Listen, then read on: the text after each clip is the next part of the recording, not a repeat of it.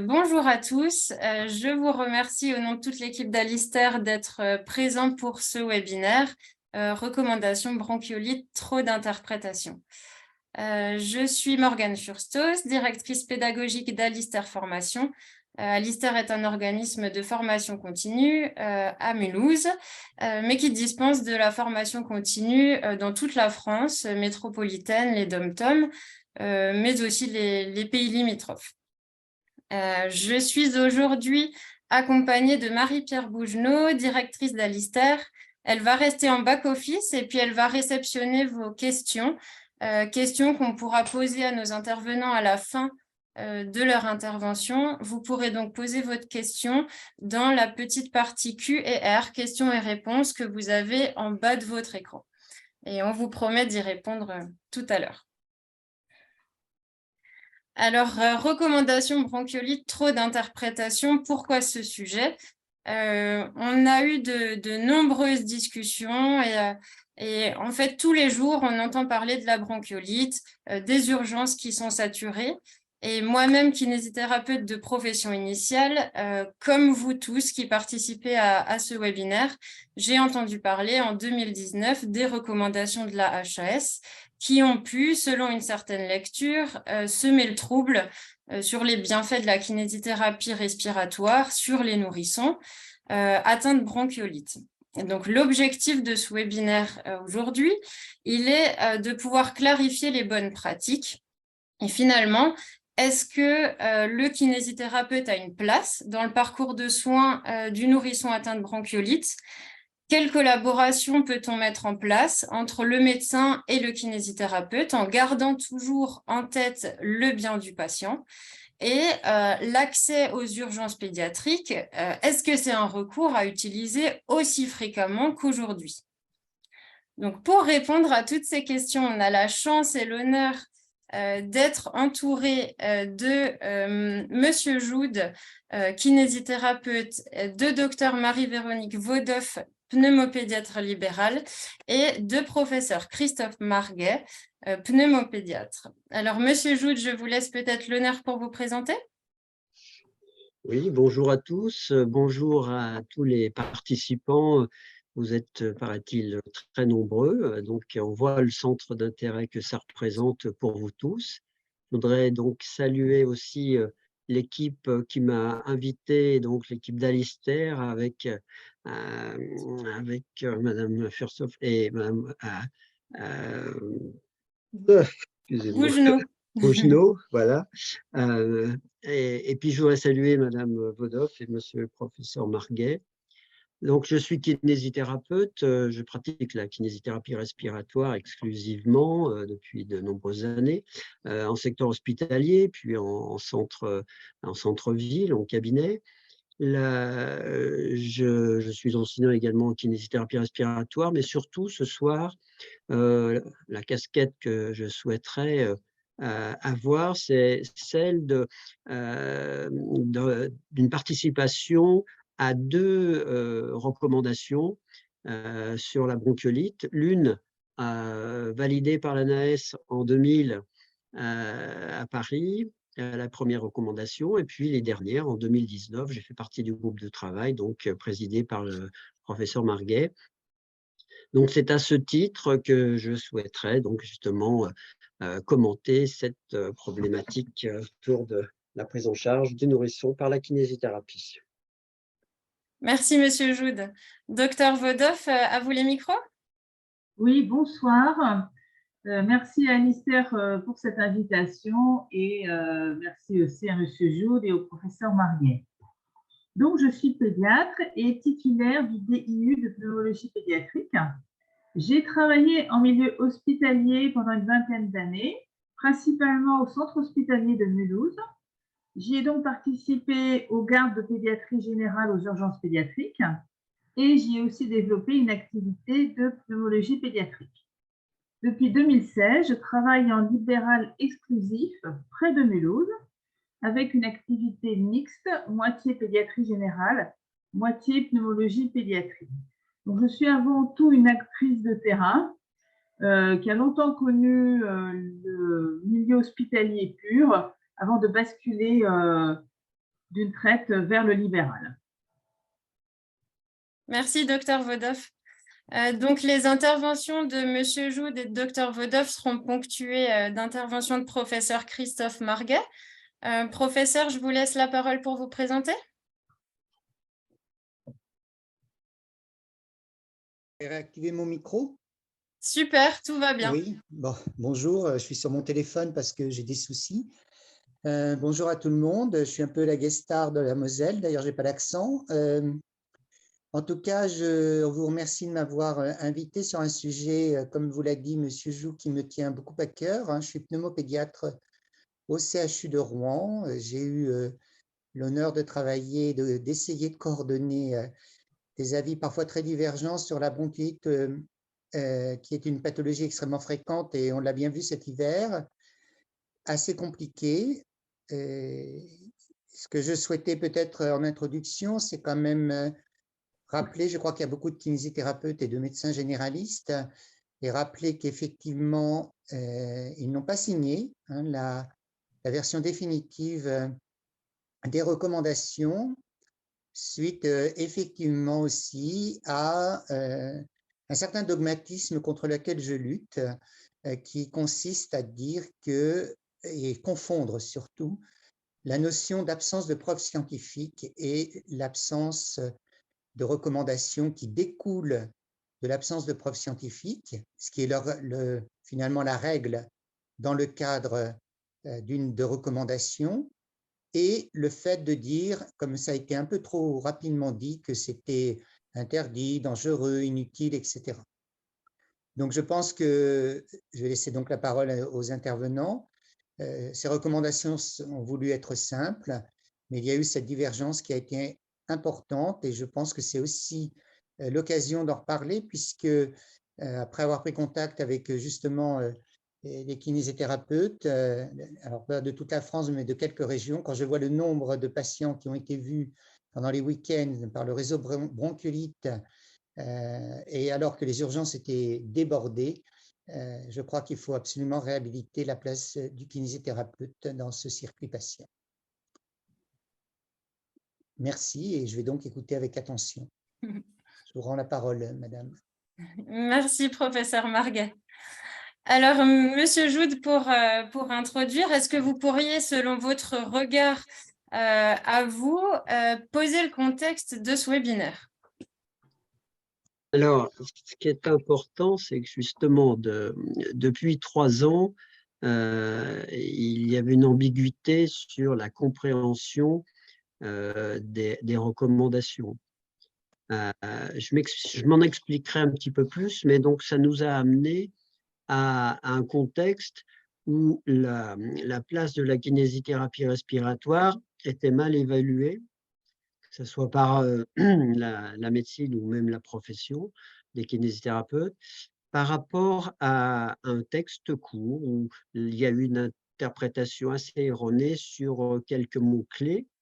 En revanche, ce que je souhaite, c'est partager avec vous une lecture peut-être un petit peu plus approfondie du texte long, des recommandations, nous permettant véritablement de mettre en avant la place du kinésithérapeute et en effet, tout en restant très proche de l'evidence-based medicine, c'est-à-dire en effet de la manière scientifique dont les choses ont été abordées pendant ces dernières recommandations, mais j'avance déjà par rapport à une conclusion que le tout était dans les textes longs des recommandations. Ceci dit, il faut peut-être s'en expliquer et réapprendre à communiquer entre kinésithérapeutes et médecins.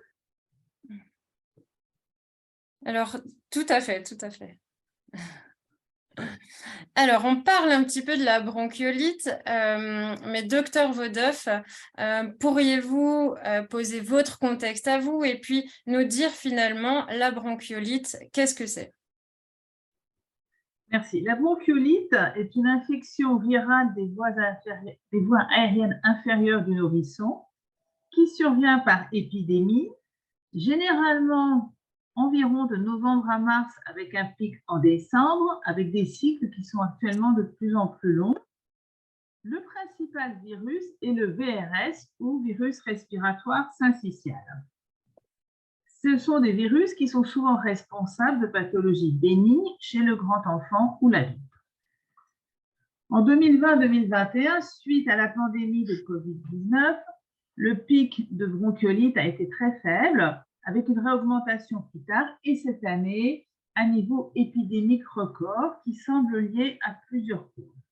Déjà, de nombreux virus circulant de façon concomitante, le fameux VRS, le rhinovirus, le virus de la grippe saisonnière, le Covid-19 qui est toujours là, et l'adénovirus. On ne pense pas que les virus aient plus de contagiosité. Par contre, certaines personnes se demandent s'il n'y a pas une dette immunitaire, c'est-à-dire que ce sont des virus qui donnent une immunité transitoire et que les adultes, ce sont les bébés n'étaient pas nés au moment de la pandémie de Covid, que les adultes ont moins d'anticorps qu'antérieurement, on a moins transmis aux enfants, notamment les mamans. En même temps, il y a clairement un oubli des gestes barrières. Et cette épidémie est survenue sur des hôpitaux déjà en tension et dans des déserts médicaux, que ce soit dans le secteur hospitalier ou le secteur libéral. Diapositive suivante. Donc c'est une infection des voies aériennes inférieures chez un nourrisson. Le nourrisson, c'est un enfant de moins de 2 ans, mais les recommandations de la Haute Autorité de Santé se sont focalisées non que pour un premier épisode chez un enfant de moins de 1 an. Donc, cela exclut les enfants d'entre 1 et 2 ans et les pathologies des bronchiolites récidivantes qui sont parfois une porte d'entrée dans la pathologie asthmatique ou d'autres pathologies pneumopédiatriques. Donc, comme je l'ai dit, il y a prédominance du VRS. Le VRS est un virus très répandu dans la population puisqu'on estime que 70% des bébés sont infectés la première année de vie et jusqu'à 100% sur les 2 premières années. Seuls 40%, ce qui est déjà beaucoup, feront une forme respiratoire basse, donc une bronchiolite. 2 à 3% des enfants de moins de 1 an sont hospitalisés chaque année environ en France pour une bronchiolite. Diapositive suivante. Sur le plan physiopathologique, donc ce sont des enfants qui ont d'abord une obstruction nasale liée au virus, sachant que le jeune bébé a une respiration nasale exclusive. Au niveau des voies aériennes inférieures, il y a un œdème, un infiltrat inflammatoire et une nécrose des cellules, ceci entraînant un afflux de cellules dans la lumière bronchique, avec une hypersécrétion de mucus et en même temps une baisse de la mobilité ciliaire. Donc, il y a clairement un mécanisme d'obstruction bronchique dans le cadre de cette infection. Diapositive suivante. Alors, merci pour cette première explication. Et finalement, alors, comment le médecin va faire le diagnostic de la bronchiolite? Le diagnostic est uniquement clinique. Il s'agit d'un bébé donc de moins de 1 an qui a une rhinopharyngite évoluant souvent depuis quelques jours, sachant que la rhinite est le seul signe clinique généralement non pris en charge chez un enfant plus grand ou un adulte. Il a une toux sèche puis grasse, une auscultation un peu fluctuante et parfois des signes de détresse respiratoire que nous reverrons plus loin, avec polypnée, tirage, balancement thoraco-abdominal. Le tableau peut, dans de rares cas, débuter par des pauses respiratoires qui sont toujours très angoissantes à cause du risque de mort subite potentielle. La fièvre est fréquente mais pas systématique. Il peut y avoir une surinfection bactérienne, otite, pneumopathie. Et il est du rôle du médecin de toujours avoir être très vigilant au diagnostic différentiel, surtout quand on est au milieu des urgences ou au milieu d'un cabinet dans un flux d'épidémie en pleine bronchiolite. Au milieu de tout ça, il peut y avoir un enfant qui, malgré l'épidémie, n'a pas une bronchiolite et qui nécessitera une prise en charge très différente. Il y a d'une part ceux qui ont une pathologie respiratoire autre que la bronchiolite, parfois avec un encombrement bronchique, pneumopathie, surinfection de mucoviscidose ou autre, et ceux qui ont une pathologie non respiratoire, heureusement rare, mais qu'on ne peut pas passer à côté à cause du risque vital. Ce sont des enfants qui ont une pathologie cardiaque malformative ayant pu passer inaperçue, ou une infection virale du muscle cardiaque, une myocardite, ou un tableau d'infection materno-fœtale, ou une maladie métabolique. Diapositive suivante. Les signes de gravité ont été, j'ai repris ceux des recommandations de la HAS. Il y a à la fois les signes de gravité liés au terrain et sur la diapositive suivante qu'on verra après, la clinique du bébé. Le terrain, donc, sont à risque les enfants de moins de 2 mois en âge corrigé. Souvent, en pratique courante, on met plutôt la barre à 3. Ce sont des enfants qui ont un risque d'apnée. Sont à risque aussi les anciens prématurés, les moins de 36 semaines, ceux qui ont une détresse respiratoire néonatale, les enfants hypotrophes, un faible poids de naissance, ceux qui ont une pathologie sous-jacente, une maladie cardiaque congénitale, une pathologie pulmonaire. La dysplasie bronchopulmonaire, ce sont les séquelles de la prématurité sur le poumon, une mucoviscidose, une malformation ou autre. Les enfants qui ont une pathologie neuromusculaire, les polyhandicapés, ceux qui ont un déficit immunitaire. Les trisomiques 21 ont à la fois déficit immunitaire et neuromusculaire. Ce sont des enfants qui ont une toux souvent moins efficace et une fatigue musculaire. Dans certains cas, on voit des enfants qui ont une bronchiolite sévère qui révèlent ce terrain qui n'était pas passé, qui n'avait pas été vu jusque-là. Comme souvent en médecine, il y a aussi le contexte socio-familial difficile. Comme on le verra plus loin, une partie de la prise en charge repose sur une bonne surveillance et la capacité de recours aux soins pour un enfant venant aux urgences qui ne permet pas un retour au domicile. Il va de soi que ces deux derniers items, quand on est en plein pic, qu'il y a de la place nulle part, sont quand même bien relativisés afin que tous les enfants ayant besoin d'un traitement médical puissent en bénéficier. Diapositive suivante. Les signes de gravité clinique. Alors, il y a 3 types de bronchiolite, la légère, la modérée et la grave. Légère, c'est celle qui nous concerne en médecine de ville, qui est heureusement majoritaire. La modérée, ce sont des enfants susceptibles d'être hospitalisés en service de nourrisson ou au lit-porte. Et les graves, il y a mise en jeu du pronostic vital, hospitalisation en réanimation souvent. Dans l'altération de l'état général, quand vous avez un enfant hypotonique, geignard ou somnolent, généralement, c'est plutôt très mauvais signe. La fréquence cardiaque et la fréquence respiratoire se mesurent en théorie sur 1 minute chez un bébé qui a eu une désobstruction nasale et chez un bébé calme, ce qui dans la vraie vie n'est pas toujours facile. La fréquence respiratoire normale inférieure à 60 par minute. Quand elle est un peu accélérée, c'est supportable, le bébé tient encore le choc.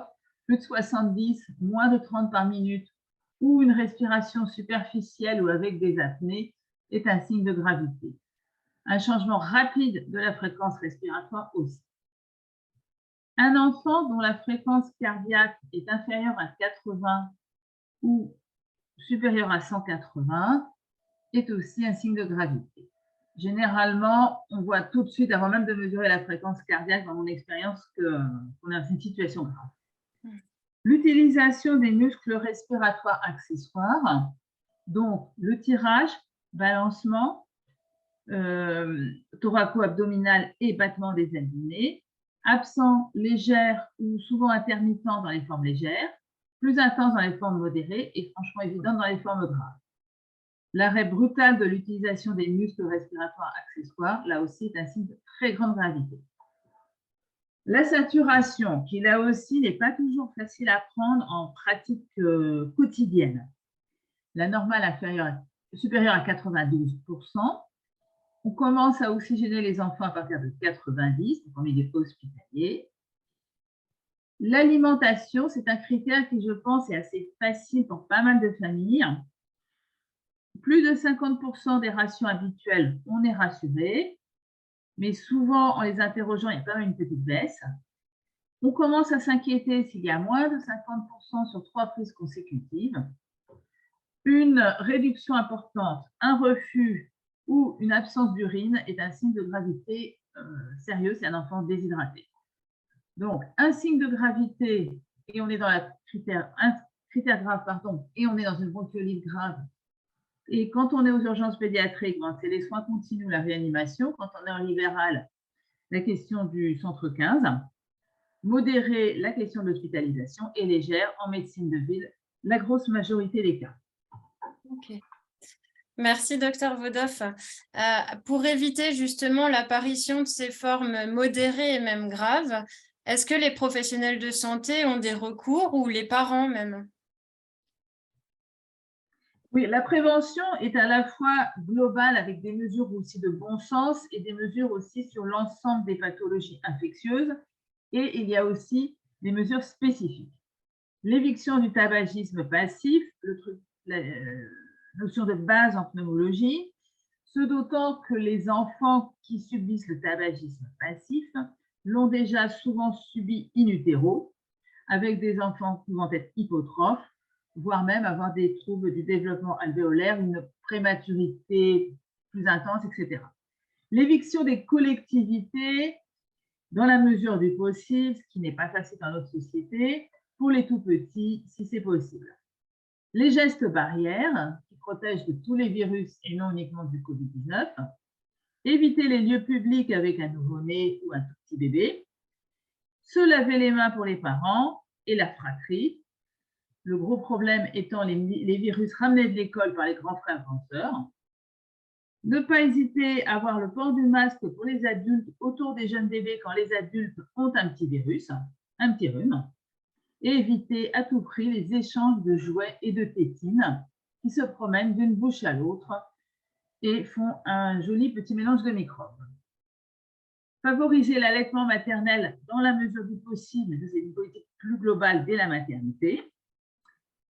Pour le VRS, donc uniquement pour ce virus-là, il existe des immunoglobulines.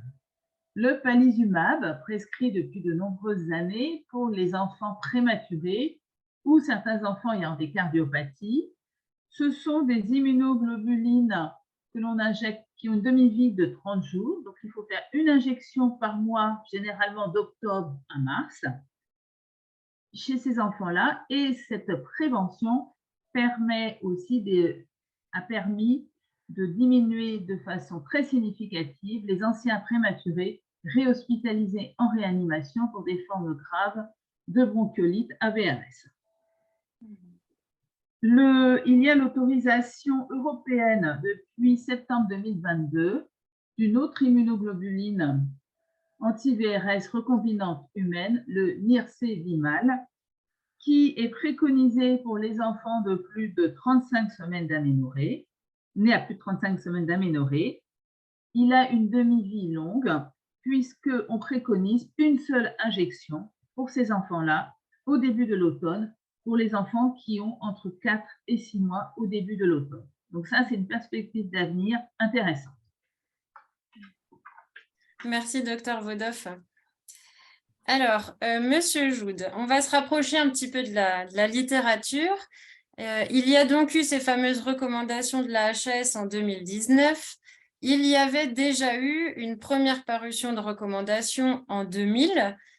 Dans quel contexte sont apparues ces recommandations en 2019? Alors, j'ai souhaité vous faire un petit historique parce que je pense que retracer l'évolution de la prise en charge peut être un élément important pour la compréhension des choses.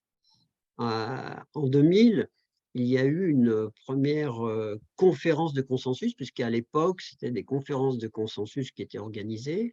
Les sociétés savantes pédiatriques encadrées par l'ANAS, donc, organisaient avec un autre système, c'est-à-dire avec des experts un jury qui était chargé d'élaborer des recommandations, un gros bibliographique, et sur une seule journée, ces recommandations étaient élaborées à partir des expertises. Le contexte des recommandations de 2000 était bien sûr l'actualisation sur la prise en charge du nourrisson dans la bronchiolite, mais aussi ça correspondait déjà à une problématique dans les années 90 de la difficulté d'accéder aux services d'urgence pédiatrique pour de nombreux enfants. Puis, il fallait, évidemment, 20 ans après, quand même, avec tous les textes, toutes les études élaborées par la Cochrane, il s'agissait de refaire le point, et c'était indispensable de réactualiser, par les différentes études scientifiques, la prise en charge du nourrisson qui a été rapportée à la première année de vie plutôt que les 24 premiers mois comme dans la première. Donc là, c'est un groupe de travail multidisciplinaire. Alors, si ma mémoire est bonne, il y avait une douzaine de pédiatres, réanimateurs, pneumopédiatres, des pédiatres en ambulatoire, il y avait 4 kinésithérapeutes et 2 médecins généralistes. Donc là, l'objectif a vraiment été de remettre au plus haut niveau de preuve la place des différents professionnels. Alors, c'est là où, justement, on va voir qu'en kinésithérapie, il y a eu quelques nuances à apporter dans cette prise en charge. Mais les recommandations aussi ont été d'un haut niveau et reposent toujours sur un haut niveau de preuve. Diapo.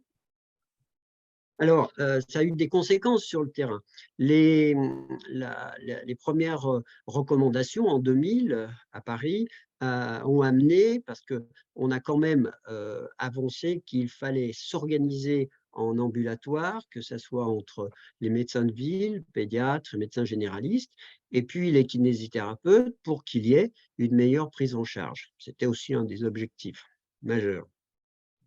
Donc, ont été organisés depuis une vingtaine d'années des réseaux bronchiolites au niveau national, et des réseaux comme l'ARB d'Île-de-France ont vraiment donné l'impulsion pour ce développement de ces différents réseaux. Et maintenant, il en existe en Aquitaine, à Marseille, etc., etc.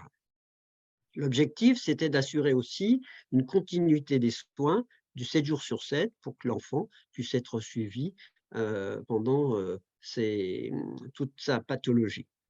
Beaucoup de formations aussi ont été présentées, proposées au travers de DU, au travers de formations ponctuelles et très orientées sur la clinique, justement.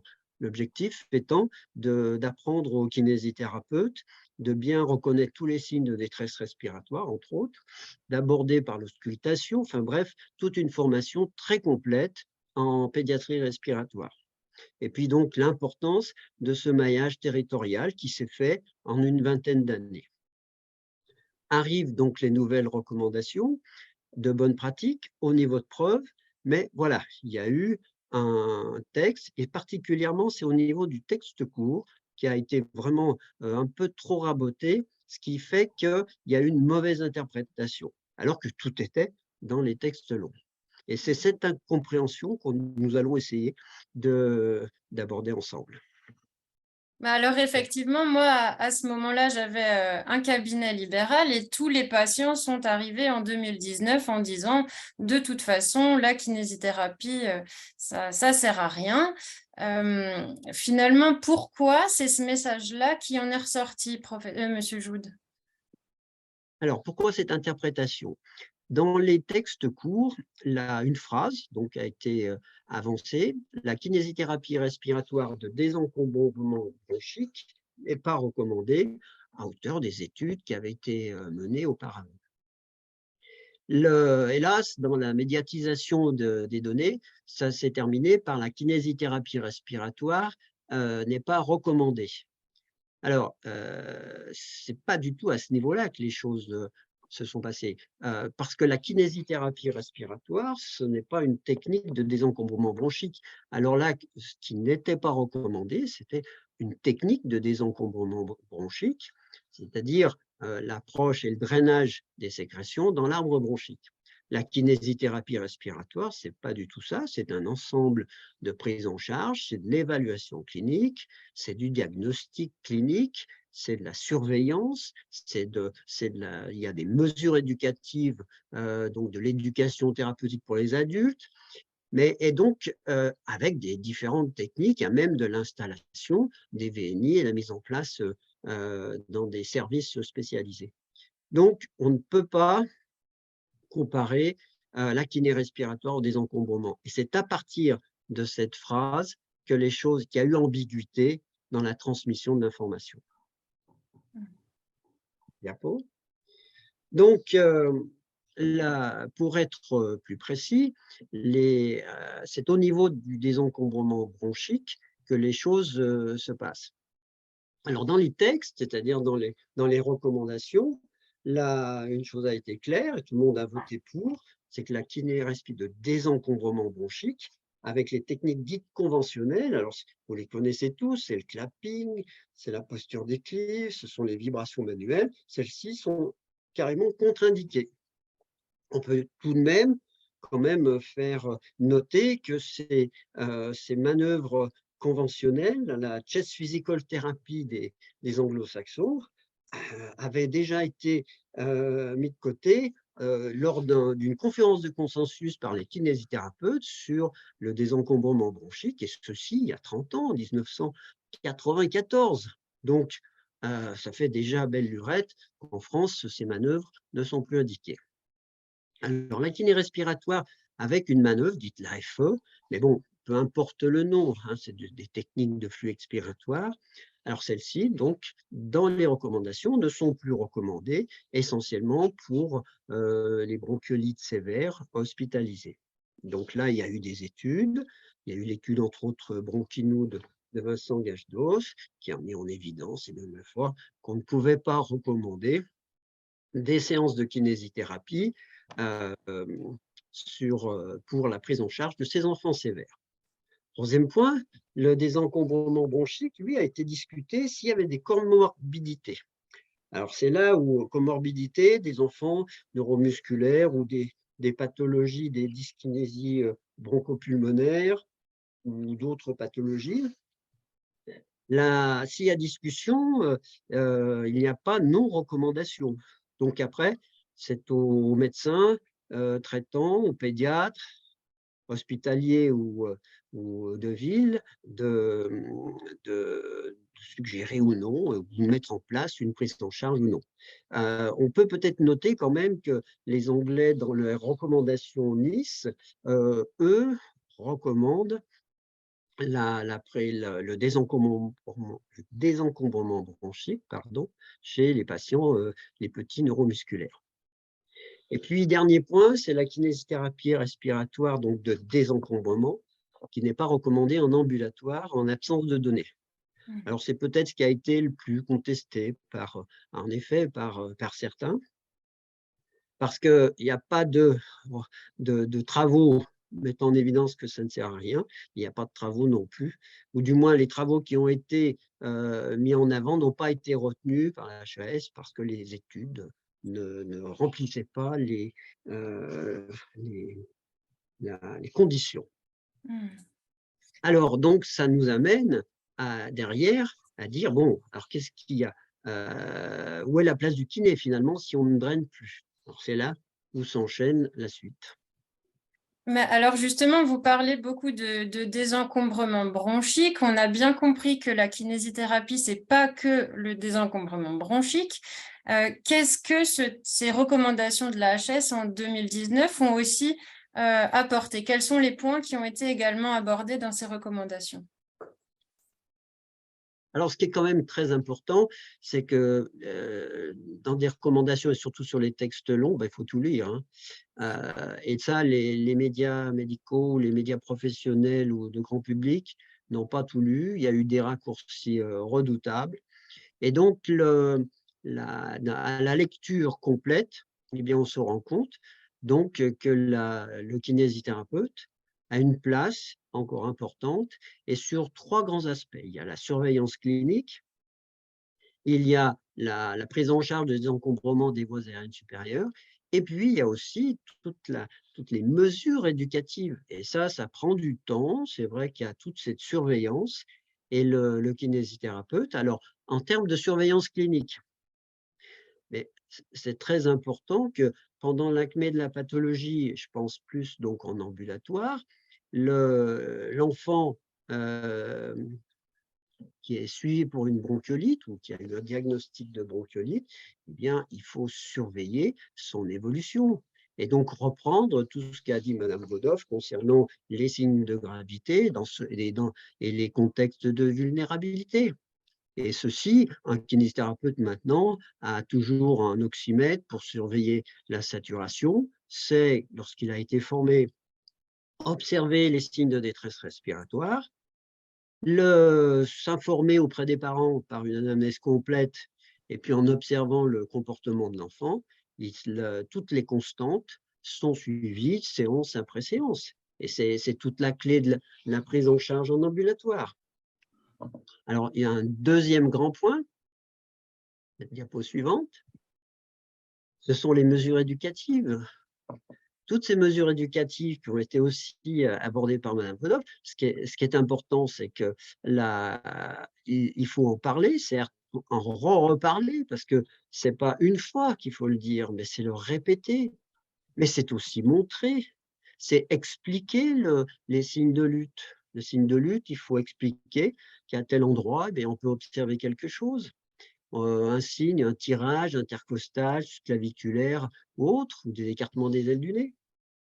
Il faut expliquer également aux patients, donc aux parents, comment faire un lavage, expliquer pourquoi on le fait, expliquer comment aussi on fait des désencombrements du rhinopharynx. Mais tout ça, il faut le répéter, c'est long. Et puis, il y a donc, en effet, au niveau des lieux de vie de l'enfant, on parlait du chauffage, du tabagisme aussi, pourquoi pas, aborder avec les parents s'ils fument la problématique. Aborder l'accessibilité également aux soins rapides, c'est-à-dire aller se trouver un service d'urgence pédiatrique, il faut savoir comment faire. Certains n'ont peut-être pas le réflexe d'appeler le 15 ou au contraire vont se précipiter au niveau des urgences pédiatriques, alors que si on en parle au préalable, on mesure, on explique aux parents tout ce cheminement. Et tout ça, c'est dans les recommandations. Et la troisième partie importante, bien sûr, celle-ci validée, même s'il manque encore un peu de substance en termes d'essais cliniques, mais la désobstruction des voies aériennes supérieures reste fondamentale. Il faut assurer la liberté des voies aériennes supérieures chez l'enfant. Et le lavage nasal avec un soluté nasal salin, eh ben, c'est absolument indispensable. Alors, il est recommandé également par la HAS de réaliser ces manœuvres avant de prendre une saturation et d'observer des signes de gravité. Alors après, concernant les aspirations, alors là, il y a un petit décalage parce qu'il y a quand même 2 types d'aspirations. Autant les aspirations profondes ne sont pas recommandées, et ça c'est unanime, c'est reconnu. Il y a un petit bémol concernant les aspirations superficielles, c'est-à-dire au niveau narinaire. Et donc, il y a une difficulté à faire un petit peu la part des choses. On peut quand même noter qu'il y a des recommandations italiennes et des recommandations canadiennes qui mettent en avant donc l'intérêt de pratiquer ces aspirations narinaires. Mais là, donc, le kinésithérapeute, il montre aussi aux parents comment faire, comment optimiser tous ces gestes. Merci, Monsieur Joude. Alors, on comprend donc que le kinésithérapeute a effectivement un rôle à jouer. Toutes les mesures dont vous parlez, c'est des mesures qui peuvent être faites en ambulatoire, Docteur Vodov, est-ce qu'un parcours de soins en ambulatoire est envisageable pour des nourrissons qui seraient atteints de bronchiolite? Oui, bien sûr. Et heureusement, cela concerne la majorité des enfants atteints de bronchiolite, sachant que, comme nous l'avons dit plus haut, que ce soit M. Joude ou moi-même, un enfant peut vite se dégrader et la prise en charge peut être modifiée. Pour quels patients? Ce sont des patients qui n'ont pas de signe de gravité à l'anamnèse, qui ne sont pas polypnéiques, qui ne sont pas cyanosés, qui ont une respiration ample, une distension thoracique faible ou modérée, une bonne réactivité et qui mangent bien ou quasiment bien, éventuellement avec un peu de fractionnement alimentaire. C'est dire aux parents que l'évolution naturelle se fait en une petite semaine. Il est clair aussi qu'il y a parfois une toux traînante pendant environ 1 mois, le temps que l'épithélium se régénère. Suivante. Donc, le traitement est uniquement symptomatique. Il est clair que dans la tête de beaucoup de gens, un mauvais docteur, c'est celui qui ne prescrit pas de médicaments. Et en plus de ça, on fait quelque chose que les kinésithérapeutes reprennent, qui est l'éducation des parents, qui, à mon sens, surtout en libéral, est quand même la partie parfois la plus ardue. La désobstruction nasale, je ne vais pas revenir sur ce qu'a dit M. Jules. Le fractionnement de l'alimentation, très important, des repas plus fréquents, moins abondants. L'éducation des parents, la surveillance. Comme vous l'avez dit, il faut répéter, répéter, répéter, adapter son discours en fonction de qui on a en face, essayer de gérer l'anxiété des parents qui veulent se précipiter aux urgences tout de suite, même quand ce n'est pas nécessaire. Et puis, quand on commence à parler de kinésithérapie respiratoire, ah, mais mon docteur, il m'a dit que c'était pas bien, ma voisine, machin chose. Et alors là, il faut convaincre. Les bébés qui ont une comorbidité, généralement, la kinésithérapie respiratoire est très souvent faite, même quasiment tout le temps, sachant que certains ont déjà un kinésithérapeute, que ce soit pour la kinésithérapie respiratoire ou motrice. Généralement, ce sont des parents très vigilants et on reprend le kinésithérapeute très fait. Pour les autres enfants, dans mon expérience à la fois de médecin hospitalier et de médecin libéral, je prescris très facilement la kinésithérapie respiratoire chez les enfants encombrés, surtout quand on commence à avoir des troubles de l'alimentation, mais pas uniquement. Là, je pense qu'il y a aussi le sens clinique du médecin.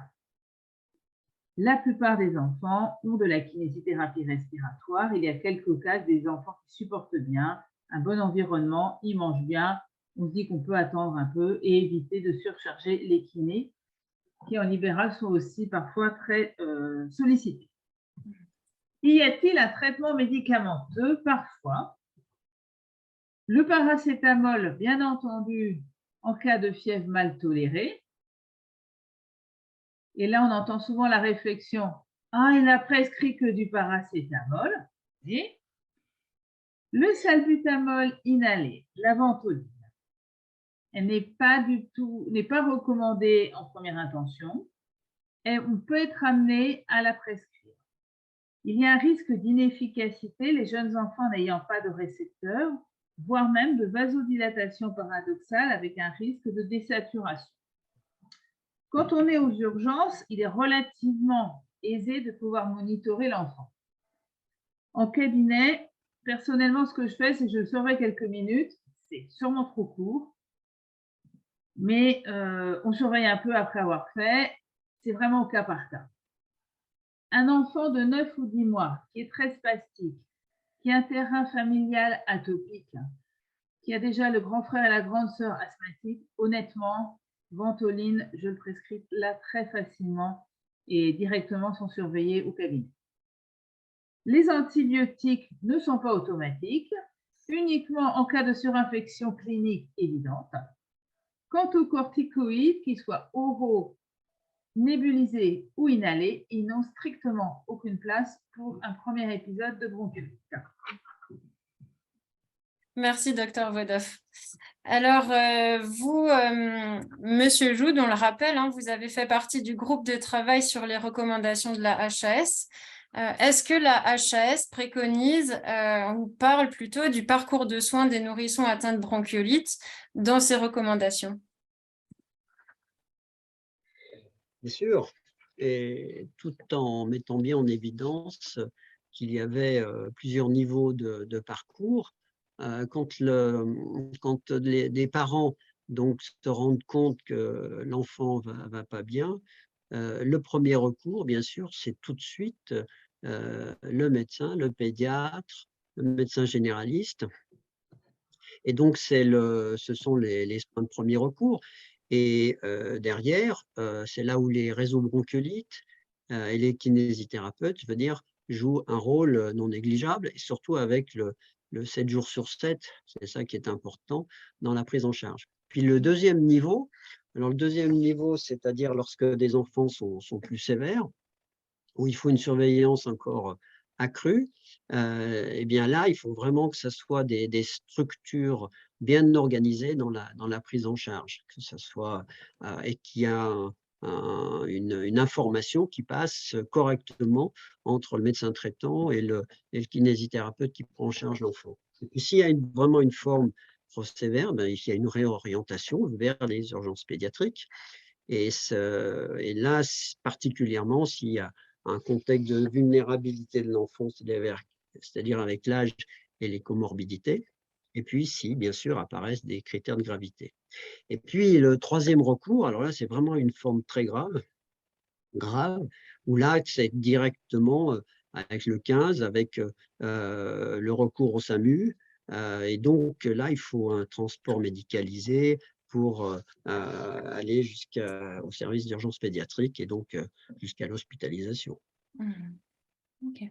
Alors, on parle de professionnels de premier recours. Pour les kinésithérapeutes, on parle de réseau de soins, mais pour autant, sur le terrain, on se rend quand même bien compte que les discours des professionnels sont différents d'un professionnel à un autre. Chacun patauge avec ce qu'il a cru comprendre dans l'un ou l'autre des articles qui ont été lus. Est-ce que le ministère s'est saisi du sujet pour essayer d'avoir un discours cohérent pour tout le monde? Il n'y avait pas une diapo avant? Non, c'est pas… Ah, pardon. Voilà. Alors, concernant déjà la collaboration avec les médecins de ville, ce qui est important, c'est que la communication passe bien. Alors, évidemment, le rôle du médecin, c'est de faire ce premier diagnostic, d'éliminer toute pathologie autre qui n'entraîne pas une altération. D'où l'importance que le fait d'éliminer toute autre pathologie grave chez l'enfant. Une fois que le réseau est mis en route avec les kinésithérapeutes, que ce soit des réseaux de kiné respiratoire, que ce soit des réseaux bronchiolites, eh bien, il faut assurer la continuité des soins. C'est le rôle du kiné, c'est un rôle de veille sanitaire. Hein, c'est la sentinelle qui est là pour, pendant les quelques jours où l'enfant est en situation difficile, qui est cette surveillance. Mais après, avec un retour auprès du médecin traitant, c'est-à-dire à l'issue de la prise en charge, il faut qu'il y ait un bilan, c'est le bilan diagnostic kiné, qu'en fait, tout simplement le suivi des signes cliniques, et puis que le médecin prescripteur soit au courant de ce qui s'est passé pour l'enfant. Et puis si, d'aventure, l'état de l'enfant se dégrade, par exemple, je ne sais pas, moi, sur un week-end, eh bien, il faut que le kinésithérapeute fasse un mot pour le service d'urgence pédiatrique, et c'est là où il y a une réorientation directe, sans passer forcément par le médecin traitant, mais là, justifié par une dégradation de l'état respiratoire de l'enfant. Et donc, ça permet, avec ces bilans et ces courriers, d'avoir une traçabilité Et ça, c'est un point non négligeable. Hmm. Et donc, on en arrive à cette question qui me brûle la langue. Est-ce que le ministère s'est saisi de ce sujet? Alors, bien sûr, dans le contexte de l'hiver 22 et surtout au mois d'octobre et novembre 2022, devant la recrudescence de ces cas de bronchiolite, eh bien, il a été sage que, en effet, l'HAS, avec le ministère de la Santé, fasse une mise au point sur la place du kinésithérapeute. Et je trouve que l'instruction qu'ils ont diffusée le 17 novembre est très pertinente et permet de replacer véritablement le kinésithérapeute dans l'évaluation du suivi clinique de l'enfant, dans les mesures éducatives, et donc cette surveillance indispensable dans le cadre des cabinets de kinésithérapie. Et puis, il signifie également à la fin que l'acte de kinésithérapie est toujours inscrit à la nomenclature des masseurs kinésithérapeutes. Donc, c'est une manière de refaire, d'obliger un petit peu à tout le monde à replacer le kinésithérapeute dans la collaboration, surtout en ambulatoire, entre les médecins de ville et ce dernier. Merci, Monsieur Joude. Alors, Monsieur Joude ou Docteur Vodov, est-ce que vous avez un mot pour conclure avant qu'on passe aux questions? Docteur Vodov, peut-être? Oui, donc la bronchiolite est une affection fréquente survenant par épidémie, mettant en tension le système de santé. La plupart des patients peuvent être pris en charge en ambulatoire avec une surveillance rapprochée par les familles, les kinésithérapeutes et les médecins. La prise en charge est uniquement symptomatique, des obstructions nasales, fractionnement de l'alimentation et surveillance. La kinésithérapie respiratoire garde une place importante et, comme a dit M. Joude, un rôle de veille sanitaire très important. La prévention primaire doit être renforcée au niveau de la population. Monsieur Joude, à vous les micros? Oui, alors je crois qu'en fait, tout était écrit dans les recommandations, encore fallait-il les lire complètement. Alors, on peut bien sûr un petit peu s'étonner pourquoi certains services médicaux, certains médecins nous avancent ou avancent aux parents que la kiné respiratoire, ça ne sert à rien. Je trouve que c'est dommage, c'est un discours un tout petit peu court-circuité, alors que tout est dans les recommandations. Alors, il y a quand même un objectif aussi majeur, c'est parfaire l'organisation entre les médecins de ville, les kinésithérapeutes et puis aussi la médecine pédiatrique hospitalière. Je crois qu'il y a aussi un lien qu'il faut améliorer et pour une meilleure communication entre les différentes structures. Et puis un point qui me paraît aussi important, c'est que se développe la recherche en kinésithérapie respiratoire pédiatrique. Et là, il faut véritablement que tous les kinésithérapeutes impliqués dans ces prises en charge, que les médecins des CHU, les pédiatres des CHU, les médecins, les pédiatres en ambulatoire aussi, se réunissent autour d'essais cliniques bien structurés qui permettraient d'éclaircir la place du kinésithérapeute au sein de la prise en charge. Et puis pour terminer cette petite conclusion, la mise au point du ministère ne s'applique que pour l'hiver 22-23. Donc après, j'espère qu'elle sera renouvelée pour les années suivantes, mais là, il y a quand même un travail de communication entre nos différentes instances. Donc, je vous remercie. Merci, Monsieur Joude. Alors, professeur Marguet, vous avez levé la main. Est-ce que vous souhaitiez compléter? Oui, je voulais renforcer surtout ce qui avait été dit, donc de cet excellent résumé des recommandations. Je veux quand même… j'ai été également très surpris d'apprendre que la fréquentation des kinésithérapeutes en 2019 avait été effondré en 2021 aussi. Mais bon, après, en 2021, c'était plus compliqué, c'était un peu moins hivernal, mais quand même. Et je pense que le gros problème qu'il y a dans la discussion, c'est que les critères d'évaluation sur le plan scientifique sont le recours aux urgences et ou surtout l'hospitalisation. Et là-dedans, on oublie quelque chose de primordial qui est le confort de l'enfant. Et le confort de l'enfant, quand il est encombré, qu'il a du mal à boire, il suffit d'écouter les parents pour savoir que la séance de kinésithérapie les a bien soulagés et leur a permis de boire le biberon.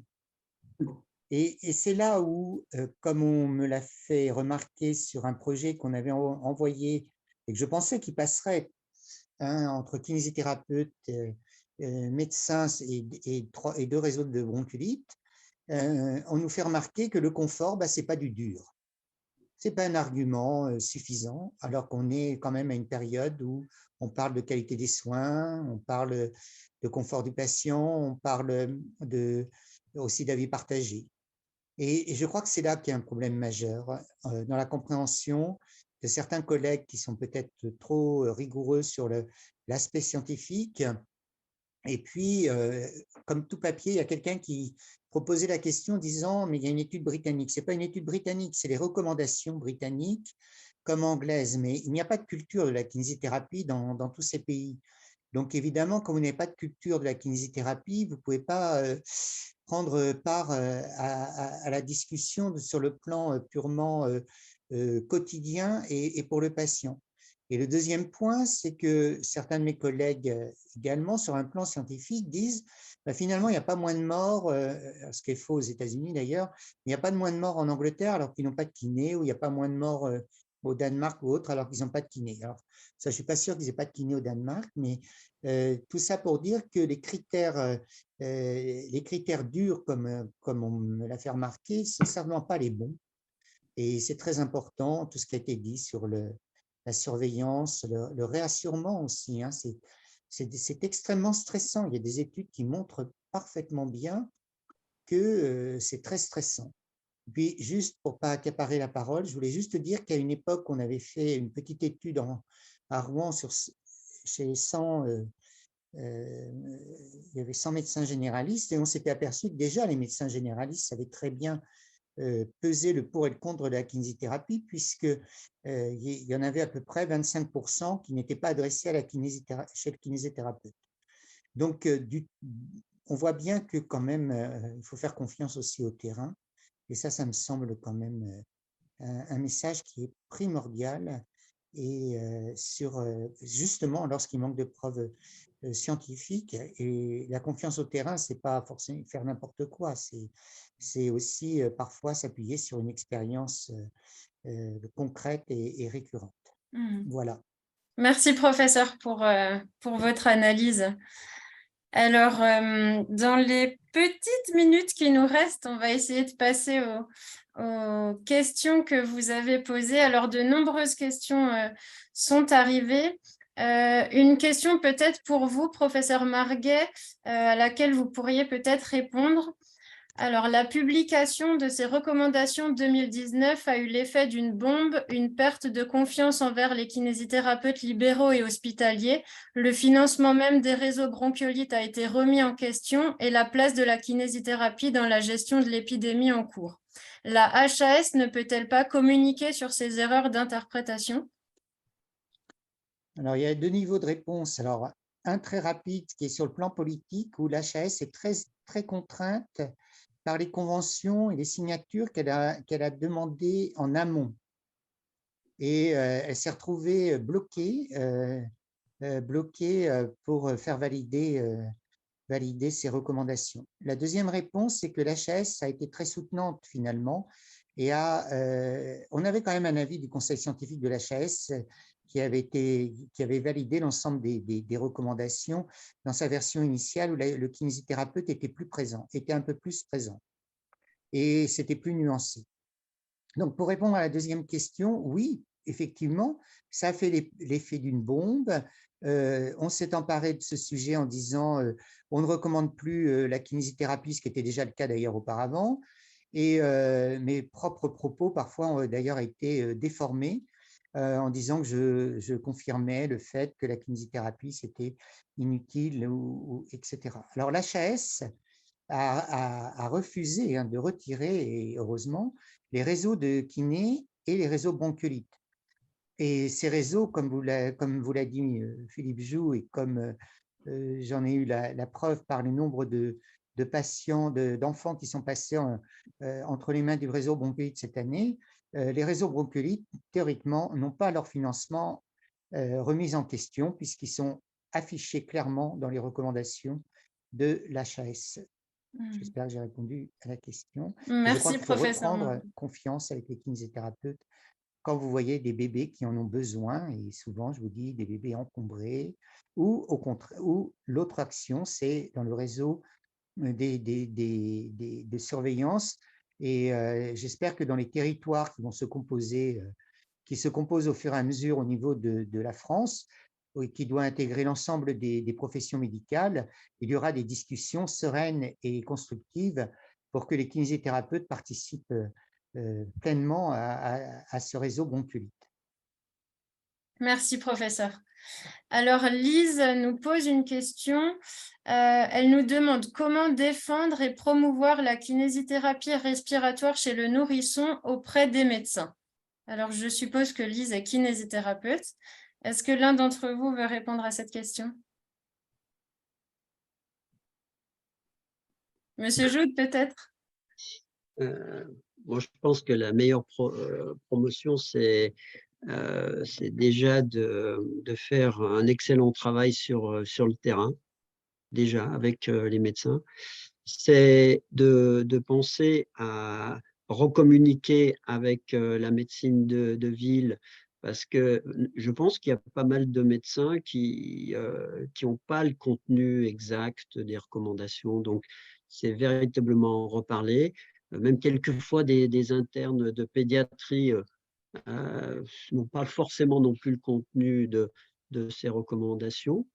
Et donc, c'est vraiment recommuniquer avec les hôpitaux et avec la médecine de ville.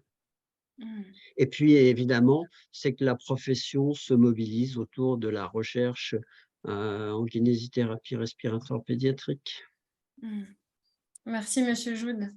Alors, Sandra, elle souhaite savoir si de son côté, alors si un kiné doit utiliser des seringues à embout nasal pour faire le lavage du nez. C'est pas pour moi. Non.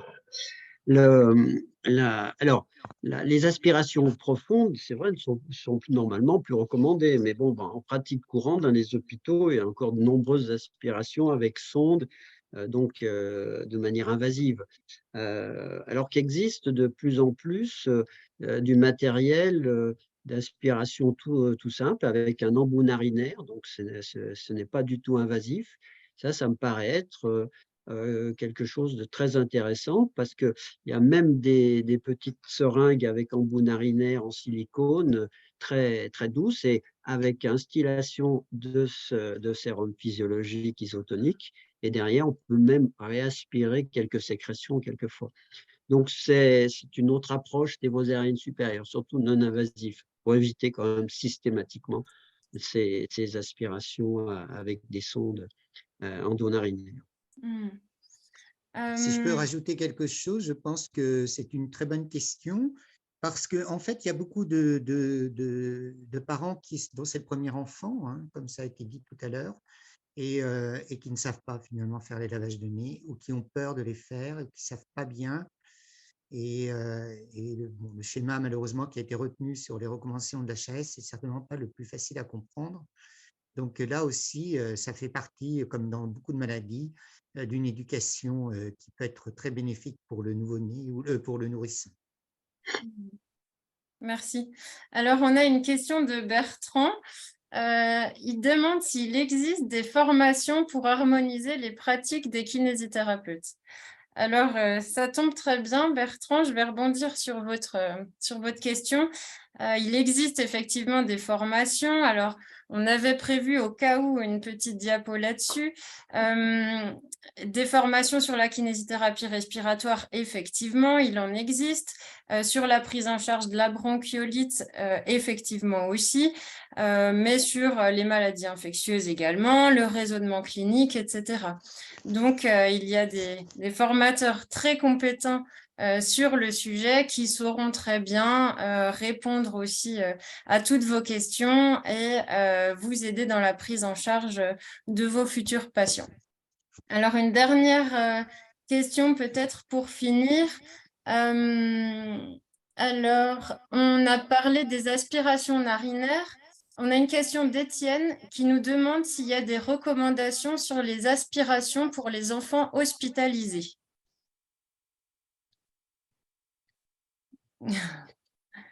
Docteur Vodov, peut-être, monsieur Non, Jude, oui, ou madame, oui, allez-y. ou professeur Marguet, tout ira. Non, non, Vas-y. mais je peux laisser, madame Vodov peut répondre. Hein. Non, je vous laisse répondre. Hein. Ah bon? Non, non, il n'y a pas de recommandation. En fait, ce qu'il faut retenir globalement, c'est que plus on est jeune, moins l'atout est efficace. Et en fait, quand on retrouve des études très anciennes, jusqu'à 1 an, disent-ils, on peut avoir une toux qui n'est pas efficace. Alors, dans la pratique, on dit plutôt jusqu'à 4 mois. Jusqu'à 4 mois, la toux n'est pas très efficace. Donc, effectivement, dans ces cas-là, il faut utiliser des toux provoquées, mais également un moyen de désobstruer. Après, les aspirations répétées, c'est traumatisant. Alors, il faut plutôt préférer des lavages de nez. Alors, c'est sûr qu'à l'hôpital, s'ils sont sous ventilation, c'est pas simple et on peut aspirer. Mais les aspirations profondes, comme l'a dit tout à l'heure Philippe, sont pas vraiment recommandées. Hein. C'est plutôt des aspirations délicates et qui sont dans la partie antérieure du nez et pas profondes. Enfin, voilà, si j'ai répondu à la question. En tout cas, il n'y a pas Merci, de professeur. recommandation à utiliser ces aspirations de façon systématique et répétée chez l'enfant, le nourrisson qui est atteint de bronchiolite. Merci. Alors, le temps est imparti. Je voulais... Je peux poser une petite dernière question? Ah bah oui, bien entendu. Oui, s'il vous plaît. Cette question, je la pose à monsieur le professeur Marguet.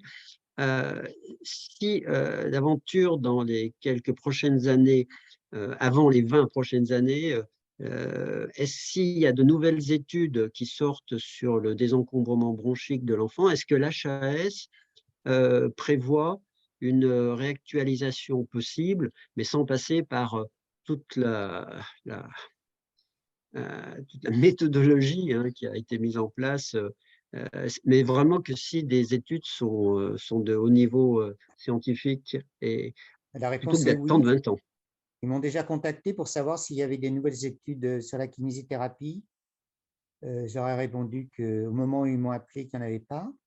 Mais oui, oui, tout à fait, on peut réactualiser. Je crois que c'est un sujet qui reste très, très brûlant et moi, je les ai saisis, mais ils ne m'ont pas répondu en leur disant que ce n'était pas tout à fait normal que l'on ne puisse pas proposer des études sans avoir des critiques, que